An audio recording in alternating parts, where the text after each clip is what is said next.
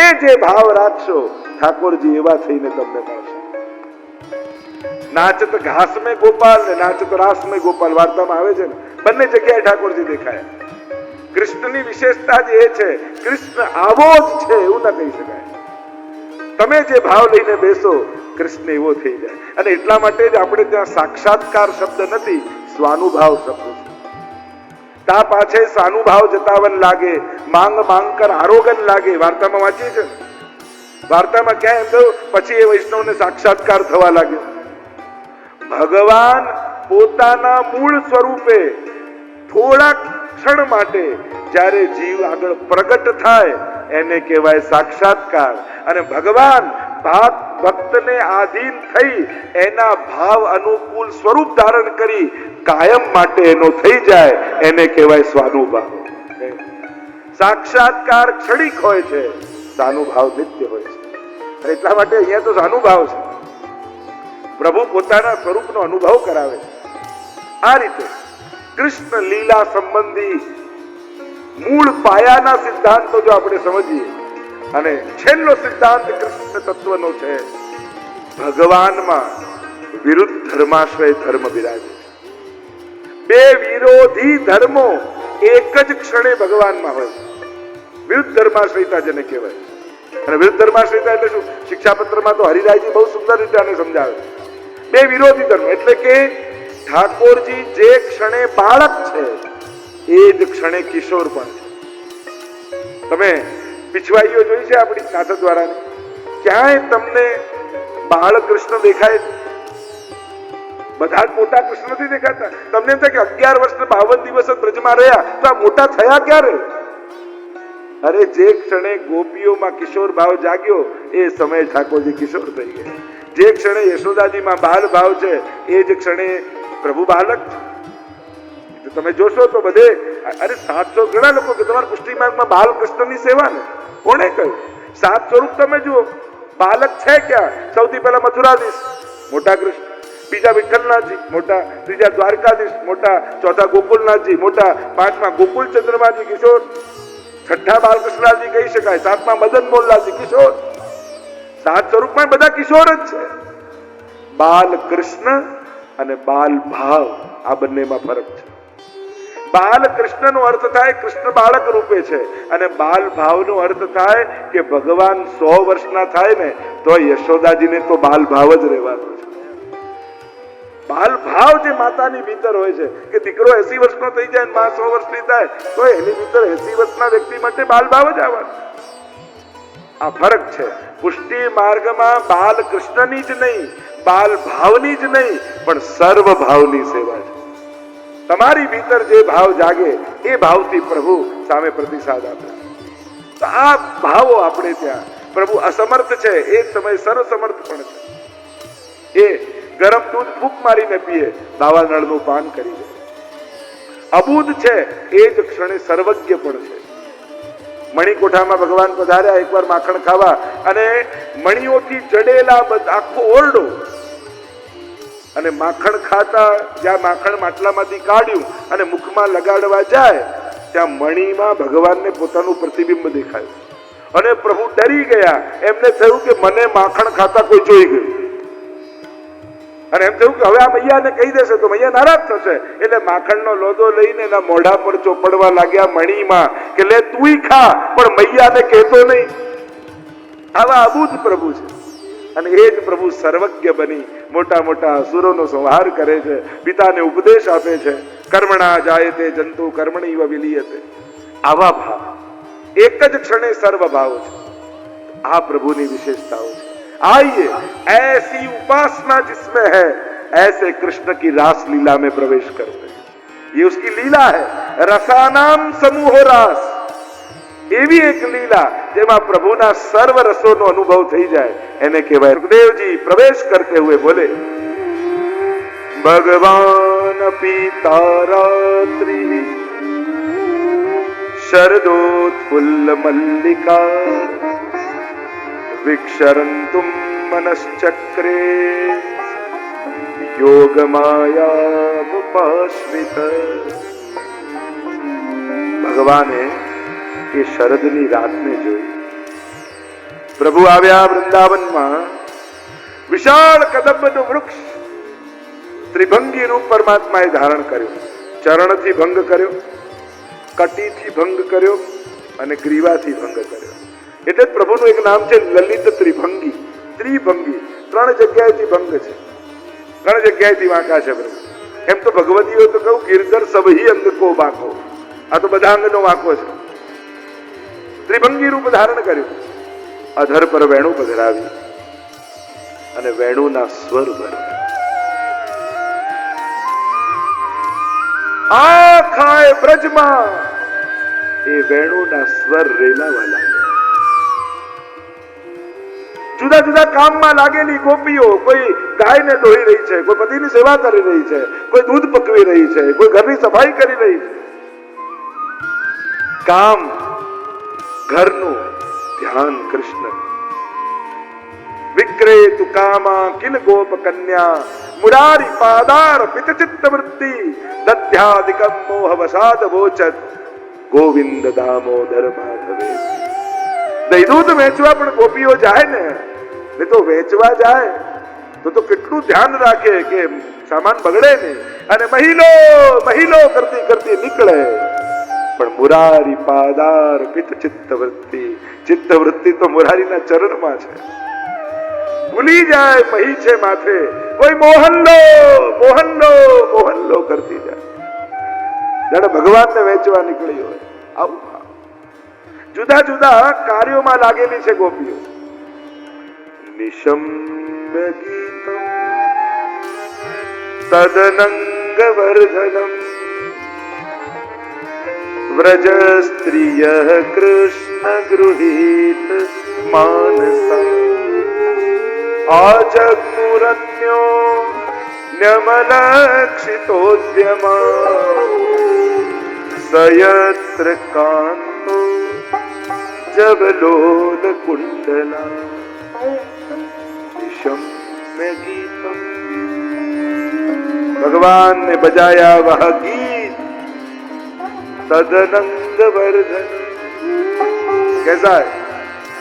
लौकिक कामनाओं को समाप्त कर देता है और अलौकिक काम को बढ़ा देता है. भक्त का काम क्या है? महाप्रभु जी धर्म अर्थ काम मोक्ष चारे बताए. भक्त ना શું? સાધારણ વ્યક્તિના તો બરાબર છે. વૈષ્ણવના ધર્મ શું? તો કે હરિની સેવા એ ધર્મ. સર્વદા સર્વભાવેન ભજનીય વ્રજાધિપ પુષ્ટિ માર્ગે હરિર્દાસ્યમ ધર્મ. પ્રભુની દાસતા ધર્મ. અર્થો હરિરેવહી. અર્થ શું છે? ભગવાન જ ધન છે. વૈષ્ણવ છે ને એ ભગવાન પાસે સુખ ન માંગે, ભગવાનને જ સુખ માને. ભગવાન પાસે સુખ માંગે નહીં, ભગવાનને સુખ માને. કારણ કે માંગેલું રહી જવાનું છે પણ માનેલું હંમેશા માટે રહેવાનું છે. જેણે પોતાના સુખ શાશ્વતને સ્વીકાર્યા છે, શાશ્વતતાને સુખ સ્વીકાર્યું છે, એનું સુખ ક્યારે સમાપ્ત નથી થવાનું. અને નાશવંત વસ્તુને સુખનું કારણ માનશો તો સુખ કાયમ ટકવાનું નથી. સંસારના કોઈ પણ પદાર્થને સુખનું કારણ માનશો તો જીવનમાં એક દિવસ દુઃખ આવવાનું જ છે. અને ભગવાનને સુખ માની લેશો તો કોઈ તમારું સુખ લઈ શકવાનું નથી. માંગો નહીં, ભગવાનને સુખ માનો. અર્થો હરિરેવહી ધર્મ હિતે પાયો યહ ધન. નીકે રાખ યશોદા મૈયા નારાયણ પ્રજાયો. અને આ ધન શું કરશે? જા ધન તે ગોકુલ સુખ લઈએ. આ પ્રભુ એવું ધન છે કે જેનાથી વ્રજ ભક્તો જેવું સુખ મળવાનું. અર્થો હરિરેવહી કામો हरे ने दिदृक्षय. भक्त का काम क्या है? भगवान को देखने की इच्छा, भगवान को पाने की इच्छा. शब्द स्पर्श रूप रस गंध पांचों के द्वारा भगवान को अनुभव करने की इच्छा. जो वृत्रासुर चतुश्लोकी में वृत्रासुरे पण જ્યારે ધર્મ અર્થ કામ મોક્ષ 4 શ્લોકમાં સ્તુતિ કરી ત્યારે વૈષ્ણવનો કામ સમજાવતા વૃત્રાસુરે અદ્ભુત વાત કરી. अजात पक्षा इव मातरं खगा स्तन्यं यथा वत्सतरा क्षुधार्था પ્રિયમ પ્રિયેવ વ્યુષિતમ વિષન્ના मनोरविंदाक्षति दृक्षते त्वाम। चिड़िए के छोटे छोटे बच्चे होते हैं जिनके भी पर नहीं फूटे, और जब उनकी माँ उनको घोंसलों में छोड़कर जब दाना लेने जाती है, कुछ चुगने जाती है, और माँ को आते हुए देख वह बच्चे जिनकी पंखे फूटी नहीं है, ची ची ची ची करके आखू आकाश गजवी नाखे। हे प्रभु, મને પણ આપને મળવાની આ રીતે લાલસા આવે। પેલા ચકલીના બચ્ચાઓને કેવી માને મળવાની લાલસા હોય છે, પણ થયું કે પાંખો ફૂટે, ઉડવા લાગે, પછી માની ક્યાં પ્રતીક્ષા કરે? તો કહ્યું સ્તન્યમ યથા વત્સ તરા સુદારતા। એક વાછરડું બાંધી રાખ્યું હોય ખેડૂતે, અને ગાયને ચરવા માટે જંગલમાં લઈ ગયો હોય, અને સાંજના સમયે ગાયને લઈને પાછો ગામમાં આવે, અને વાછરડું આખા દિવસનું ભૂખ્યું, માને મળવાની લાલસા, અને જ્યાં વાછરડું છોડે, જોજો દોડતું દોડતું માં પાસે સીધું થનમાં મોઢું નહીં મારે, આજુબાજુ કૂદકાઓ મારશે, મારી માં મને મળી ગઈ। પ્રભુ, આપને મળવાની આવી તત્પરતા મારી ભીતર જાગે। પણ થયું કે દૂધ પીવાનું છોડી દે, પછી ક્યાં બચ્ચું રાહ જુએ? એટલે કહ્યું પ્રિયમ પ્રિયેવ વિષિતમ વિષન્ના। એક પ્રિયા જેમ પ્રિયતમની પ્રતીક્ષા કરતી, એ રીતે હું આપની લાલસા રાખું। કામી નારી પ્યારી જીવી, લોભી પ્રિય જીવી ધામ, ધીમી રઘુનાથ નિરંતર लागहु मोही राम। तुलसीदासी जैसे कैसे कहते उदाहरणों खराब आप्या, પણ ભાવ સર્વોચ્ચ બતાવે। કારણ કે લૌકિક લોકોને લૌકિકતામાં જેટલી આસક્તિ હોય છે ને, એટલી ઘણીવાર અલૌકિક વ્યક્તિઓને અલૌકિક તત્વો પ્રત્યે એટલી નથી હોતી। પાપ કરવામાં ઘણીવાર વ્યક્તિની ભીતર જે સદગુણો વિકસે છે, સાહસ આવી જાય, પ્રેમ આવી જાય। કેવું ઘણીવાર જો ગમે તેવું સાહસ કરવા તૈયાર થઈ જાય પાપ માટે, ત્યારે એમ થાય આવું સાહસ જો ભગવાન મેળવવા માટે આવી ગયું હોત તો ક્યારનો સંસાર છૂટી ગયો। તો જે લાલસા, આ કામના મારી ભીતર જાગે। જો કહેતા ને કે પેલો એક પ્રિયતમ ને મળવા માટે પેલી સ્ત્રી દોડી, કન્યા દોડી મળવા માટે, અને નીચે કોઈ નમાજ પડતો હતો, એની માથે પગ મૂકીને જતી રહી। પાછી વળતી આવી ત્યારે પેલો નમાજ પડતો હતો, એને કહ્યું કે તને આટલું ભાન નથી કે નીચે કોઈ બેઠું છે? ખુદાની બંદગી કરતો હતો, ત્યારે કહ્યું કે ક્ષમા કરજો, હું મારા લૌકિક પ્રિયતમને મળવા દોડી, તોય મને ભાન ન રહ્યું કે નીચે કોણ છે। તમે તો તમારા અલૌકિક પ્રિયતમને મળી રહ્યા હતા, તમને કેમ ભાન રહ્યું કે ઉપરથી કોઈ ગયું છે? જાકો મન લાગ્યો ગોપાલ સો, તાહી और कैसे भावेरी, लेकर मीन दूध में राखो, जल बिन सच नहीं पावेरी, जो सुरारन भूमि चलत है, पीर न काहू जनावेरी। જેનું મન પ્રભુમાં લાગી ગયું એને ક્યાં બીજું રૂચવાનું? અહીંયા ગોપીઓ જુદા જુદા કાર્યો કરી રહી છે। સુબોધનીમાં મહાપ્રભુજી સમજાવે છે, પ્રવૃત્તિ વૃત્તિથી થાય તો કઈ ગોપી તામસ છે, કઈ રાજસ છે, કઈ સાત્વિક છે। ભગવાન વિશે ઘણા બધા આચાર્યોએ લખ્યું છે, પણ ગોપીઓ વિશે જેવું મહાપ્રભુજીએ લખ્યું છે એવું કોઈ નથી લખી શક્યું। ગોપીજનોના જે સૂક્ષ્મ ભેદ મહાપ્રભુજી જે બતાવ્યા છે એવું જલ્દી જોવા નહીં મળે। એક એક ગોપીઓના પ્રકાર મહાપ્રભુજી બતાવે છે। આ તામસ રાજસ, આ તામસ સાત્વિક, આ સાત્વિક સાત્વિક, આ સાત્વિક રાજસ, આ સાત્વિક તામસ, અનેક પ્રકારના ભેદ, 19 પ્રકારના ગોપીજનો જે આ ગોપી ગીત 19 શ્લોકોમાં ગાશે।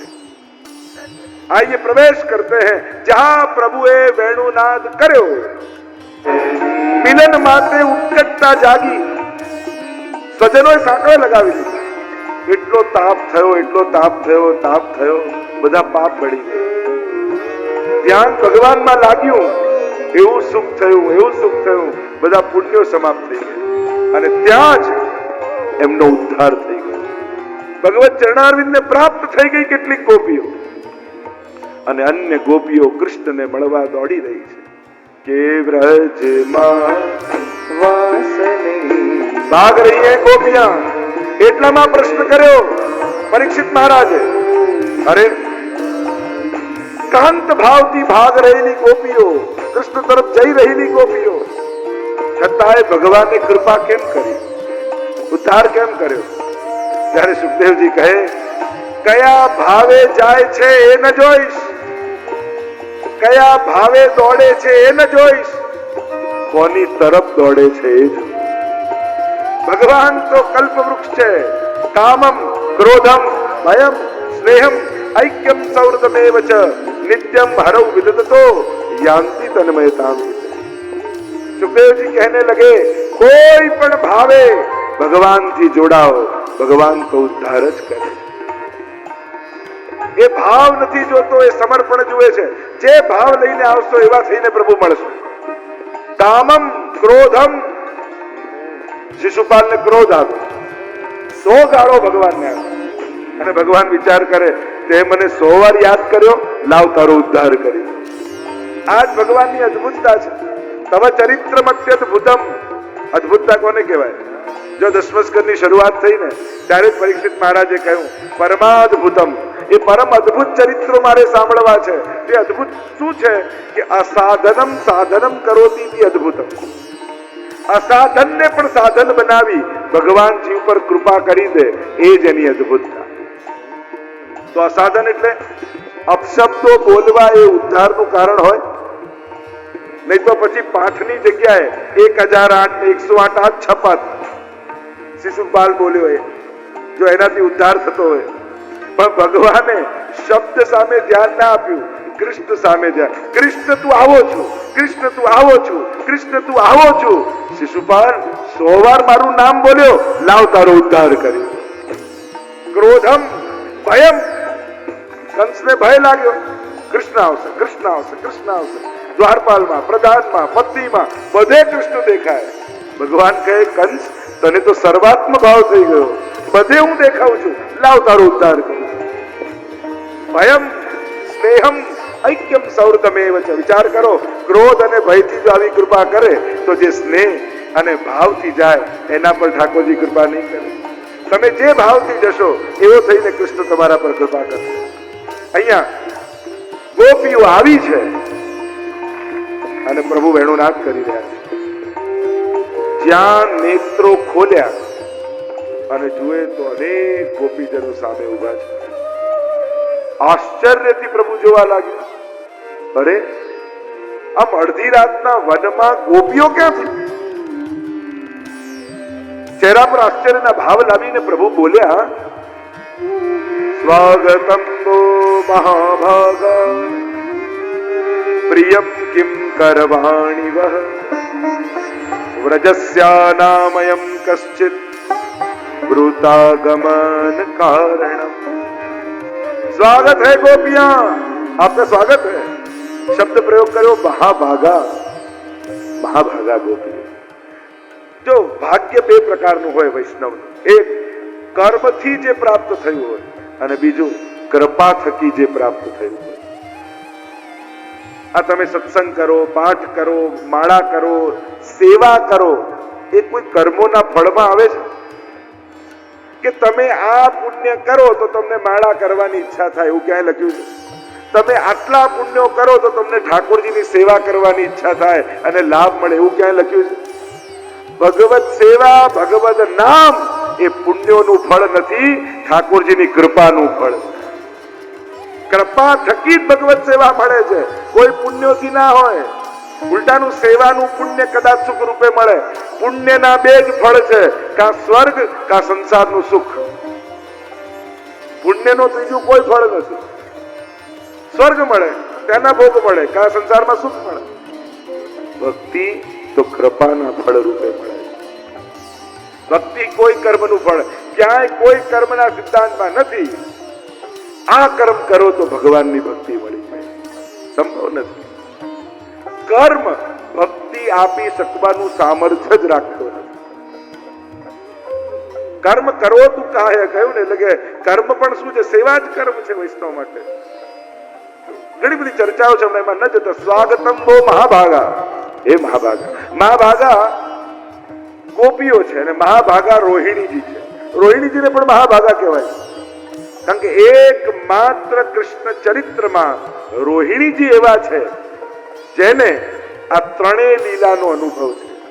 એમને વ્રજ લીલાનો પણ અનુભવ છે, એમને મથુરા લીલાનો અનુભવ છે અને એમને દ્વારિકા લીલાનો અનુભવ છે. દેવકીજીને વ્રજ લીલાનો અનુભવ નથી, યશોદાજીને મથુરા લીલા અને દ્વારિકા લીલાનો અનુભવ નથી. રોહિણી માં એવી છે, એને ત્રણેય લીલામાં એ છે, એટલે એ પણ મહાભાગા છે.